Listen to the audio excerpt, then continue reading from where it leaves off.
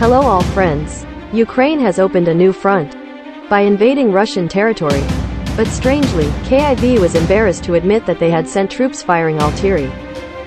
The attack was carried out by Russians carrying Ukrainian military IDs, wearing Ukrainian uniforms, and attacking from Ukraine. But everything is either blurry, or it's intentionally blurry. This was Kyiv's contribution to what became known as the hybrid war in the gray zone. The second contemporary conflict, the term is believed to have also been used by Russia, when it first invaded Ukraine in 2014. At that time there was an army known as Little Greenland. They appeared in the Kremlin in military uniforms.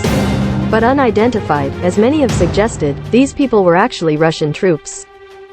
Vladimir Putin casually quipped that one could go to a shop and buy whatever uniform he wanted.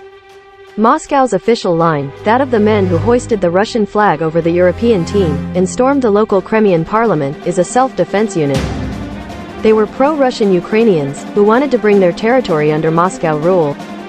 At that time later admitted that his troops were actually in the Crimean Ukraine under the control of Putin. Now, on a small scale, Ukraine is adapting the same tactic to try to secure strategic effect. Russian Volunteer and Legion of Freedom for Russia have carried out riot-level cross-border attacks. They previously fought alongside Ukraine against Russia. Some believe these two armed groups were under the Ukrainian Defense Intelligence Structure. But Ukraine denied. A number of officials in the Kyiv only said this group appeared as a result of the Russian invasion of Ukraine. They are people who do not want to be under Putin's rule.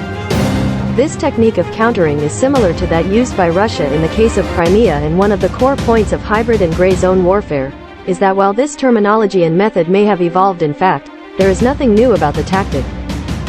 Apart from Russia, the apartheid regime of South Africa used similar techniques during the 1970s to 1980s. This tactic was used to attack frontline states, such as Angola, Zambia, Zimbabwe and Mozambique. Rhetoric sends troops in cross-border attacks to destabilize free African countries, which defied their racist rule. They often played local liberation fighters and used the classic false flag attack against civilians.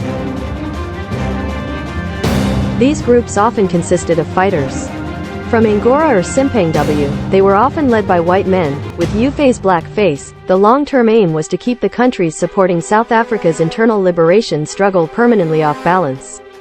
In Ukraine, the tactical results of this ploy may be limited to short attacks on small frontier villages. But the desired stabilizing effect in Russia may be achieved, with the breathless reports and fears of local journalists about the governorate of Belgorod, the most vulnerable region. So far, Russian television is flooded arterial attack on Russian cities, badly hit by the latest campaign. Ukraine has evacuated thousands of civilians. He has also made telephone contact personal with Putin and has been raised a gong of courage for his efforts.